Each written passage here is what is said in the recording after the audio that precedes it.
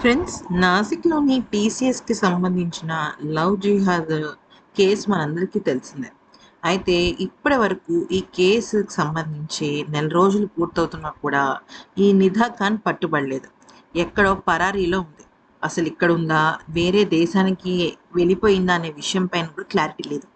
అయితే ఈమె గురించి 9 మంది ఆడవాళ్ళిచ్చిన ఎఫ్ఐఆర్‌లో ఎంత దారుణాతి దారుణమైన విషయాలు బయటపడ్డాయంటే, ఈమె ఏం చేసేది అంటే, ఆ 8 మంది ఆరుగురున్నారు చూసారా మగవాళ్ళు ఎవరైతే ఈ ఆడవాళ్ళని టార్గెట్ చేశారో, వాళ్ళ దగ్గర నుంచి ఈమె నంబర్‌లు తీసుకొని, వాళ్ళని ఒక వాట్సాప్ గ్రూప్‌లో పెట్టేది.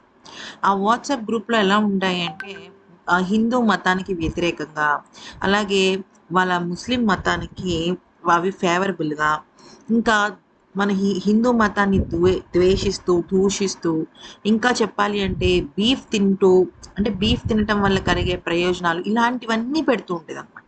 అయితే కొంతమంది ఏమయ్యేవారంటే రివర్స్ అయిపోయేవారు. ఏంటిది? మాకెందుకు ఇవన్నీ చేస్తున్నారు? నాకిష్టం లేదు ఇవన్నీ అని చెప్పేసి చెప్తే, ఈమె ఎంత దిగజారిపోయిందంటే, సాధారణంగా ladies bathroom and gents bathroom అని ఉంటుంది గదా!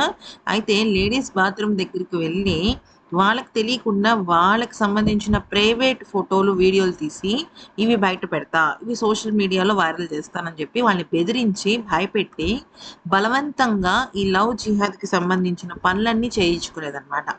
అయితే ఇప్పటికి కూడా ఈమెకి బెయిల్ అనేది మంజూరు కాకపోయినప్పటికీ, ఈమెకు సంబంధించిన లాయర్‌లు మాత్రం ఈవిడేదో గొప్ప పని చేసేసినంతగా చేస్తున్నారు. నిజం చెప్పాలంటే ఈమె విచారణకు వస్తే కానీ అసలు నిజాలు వెలుగులోకి రావు. ఈమెకి చాలామంది ఉగ్రవాదులతో టై అప్ ఉందన్న టాక్ కూడా గట్టిగా వినిపిస్తోంది. కానీ ఎంత దిగజారిన మనిషో ఇప్పుడు మనకు అర్థమవ్వాలి.